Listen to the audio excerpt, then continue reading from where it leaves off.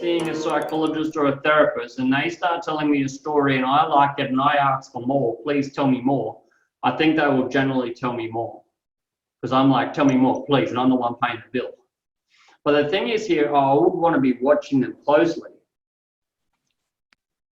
And as an NLP coach, you should be even sharper than most coaches, sharper to the other person's body language, their non-verbals. And if the other person is not excited and showing interest, you got to cut that story off real quick.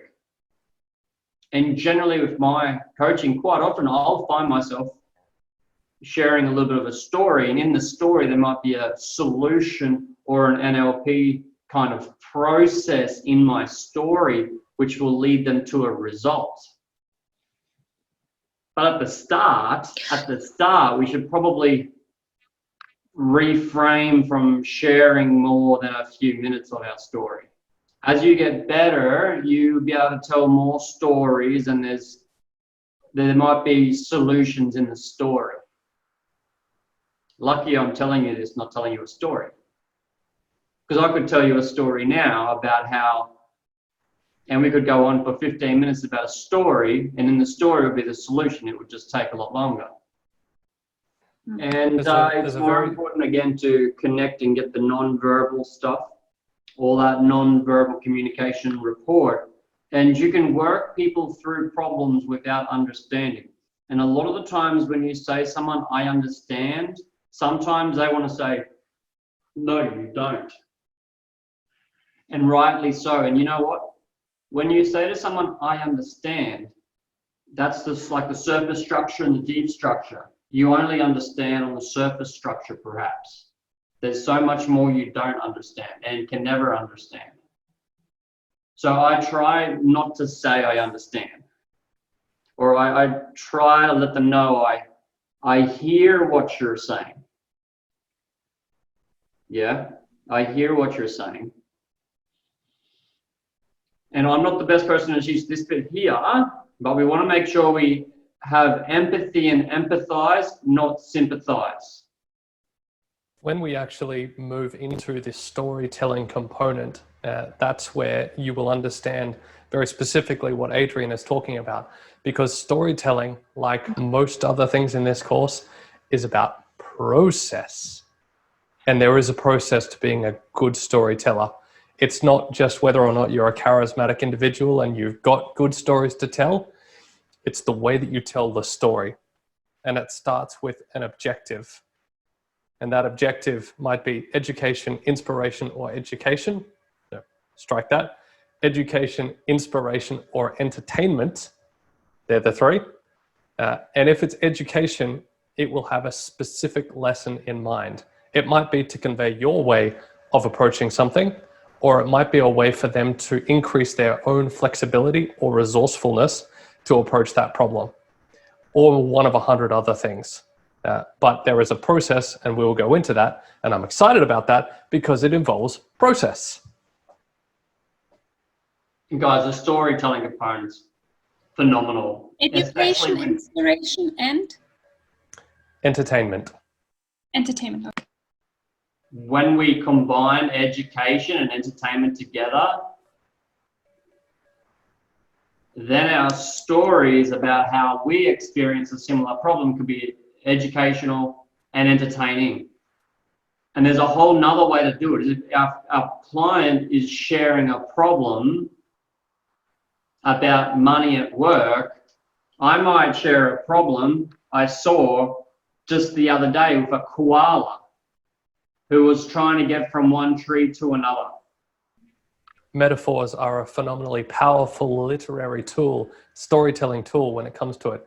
And that is one of the techniques of putting together a good story that we'll talk about when we get to that.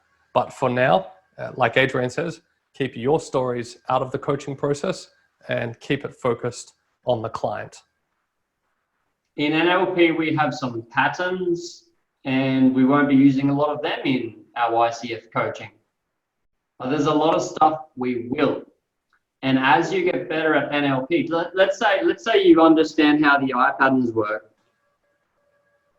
and you're doing ICF coaching, and you start seeing their eyes doing some kind of pattern, it's going to be very hard to ignore it. Yeah? And if your client keeps saying things like, I like doing all these things by myself. When I feel tired, I like to go home by myself. On the weekend, I like hanging out by myself. And, my favorite hobby is coding by myself. And I don't know why, but I've just been promoted to sales manager, and I suck at it. I don't know why. Janine, that's exactly right. And to address your concern, these labels are linguistic shortcuts that we can use to process the world that we see. Just the same way that we describe something as a black t-shirt, we're just using that as a shortcut for what it actually is. An introvert is just a linguistic shortcut for saying that there are a collection of behaviors that this person exhibits that makes them similar to other groups of people that have similar sets of characteristics. It's just a label. It's just a shortcut that we use to communicate. It doesn't mean anything other than it's a convenient way for us to convey information to one another. So when we put ourselves into these boxes, we are restricting ourselves. We are not introverts. We are not extroverts. We're not happy. We're not sad. We're just using these descriptors as a shortcut to describe a very complex range of emotions, behaviors, and characteristics that we are, but not who we are.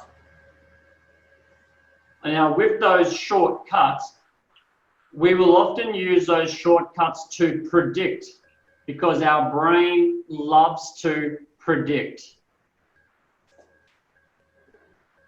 Think about our ancestry.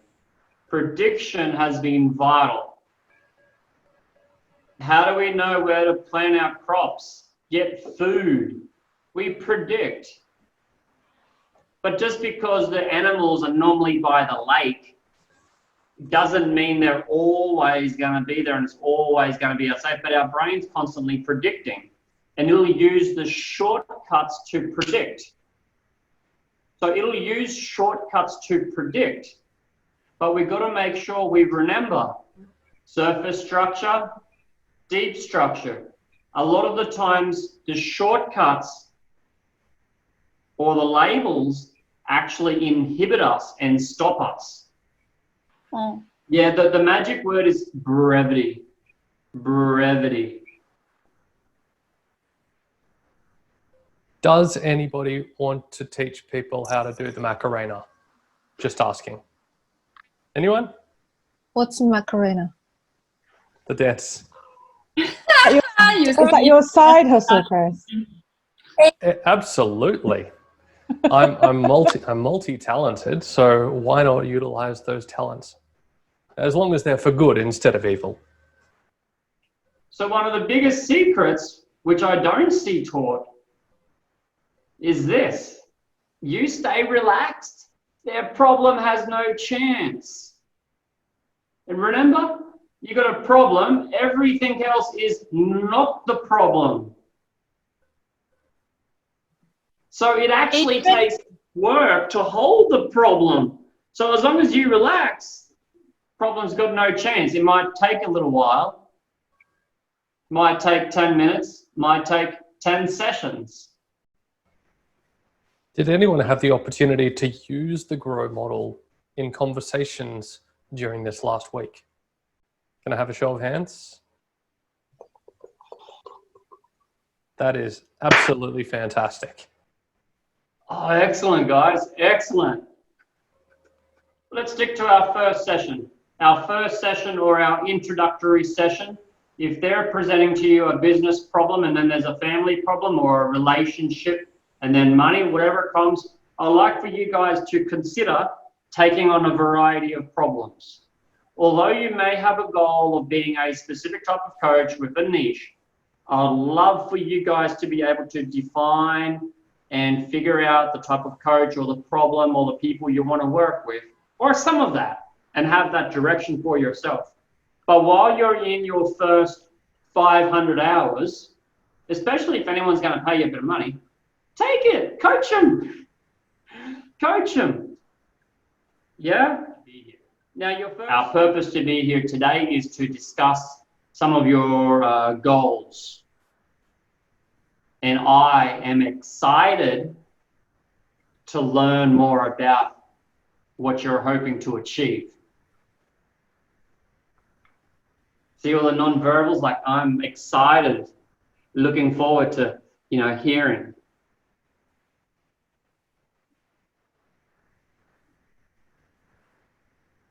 And then you're going to get into their goals. And you might have a look at their reality. Where are they at today? Where are the problems? Reality today, problems. If they have a problem, you're far more likely to get them as a client. It's great for our clients to have goals, but generally there's goals and problems. And if you take them through and find their goals and their reality where the problem is, then the options and way forward is with you.